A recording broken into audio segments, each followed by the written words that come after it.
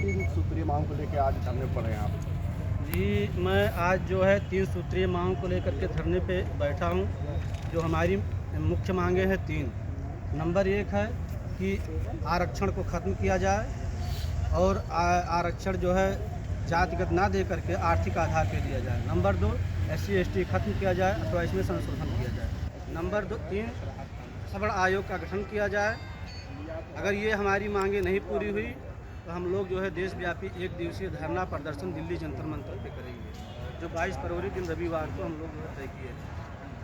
ये हमारी मांगे हैं। अभी आप हिंदू की बात करते हैं, दलित पिछड़ा जो है अल्पसंख्यक को छोड़ के दलित पिछड़ा और ठाकुर और ब्राह्मण सभी एक समुदाय के हैं, एक हैं, तो आरक्षण की बात खत्म करने की बात आप देखिए, हम एक सवाल आरक्षण खत्म करने की बात आप करते हैं, तो आरक्षण किन किन जैसे विषयों पर खत्म किया? आरक्षण में ये चाहता हूँ कि जातिगत ना दे करके आर्थिक आधार पे दिया जाए, जिससे आर्थिक आधार पे दिया जाएगा तो हर जात में गरीब होते हैं सबको मिलेगा और सबको इसका फ़ायदा मिलेगा। क्या सरकार जो नियुक्तियाँ कर रही है उन नियुक्तियों में आरक्षण नहीं है, उन आरक्षण का विरोध कर रहे हैं? नहीं, सरकार के हम नियुक्तियों का आरक्षण विरोध नहीं कर रहे हैं। हम विरोध इस नाते कर रहे हैं कि जो गरीब लोग हैं, जैसे हमारे सामान्य वर्ग में जो लोग आते हैं, गरीब लोग हैं, वो 100 नंबर लेकर के आ जाते हैं। 100 नंबर लाने के बाद 50 नंबर वाला उसमें जो है ले लेता है। उसके बावजूद जो हम लोगों का परसेंटेज बचता है उसमें भी ये लोग अपना इनका भी जो है व्यवस्था हो जाता है। तो ये ऐसा व्यवस्था ना हो, जो प्रतिभाशाली हो उसको जो है आरक्षण का लाभ उसको ना सबको मिले। आरक्षण का लाभ केवल एक को ना मिले, आर्थिक आधार पे दिया जाए, जिससे बराबरी का हिस्सा सबको मिले, चाहे वो किसी भी जात का। अगर इस बात को आपकी सरकार संज्ञान नहीं लेती है तो आगे की क्या आपको? तो हम लोग अपनी लड़ाई लड़ते रहेंगे, लड़ते रहेंगे। दिल्ली में जंतर मंतर पे हम लोग जो है एक दिवसीय धरना प्रदर्शन करेंगे 22 फरवरी को 2026 दिन रविवार को। और बाकी ये लड़ाई जो हमारी, हम ऐसे लड़ते रहेंगे।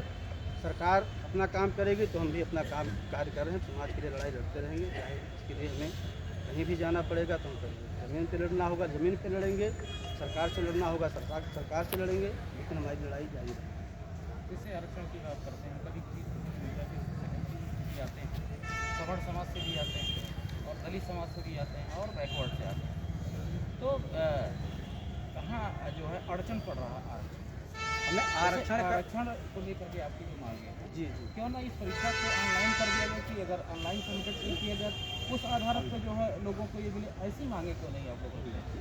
देखिए, वो भी आपकी बात सही है, लेकिन हमारे कहने का मतलब है भैया कि आरक्षण जो दिया जा रहा है, इसमें जो हिस्सेदारी दिया जा रहा है, जो सबको, ये हिस्सेदारी ना दे करके गरीब को दिया जाए। जो भी हिस्सा है गरीब का है, चाहे वो किसी भी जात का।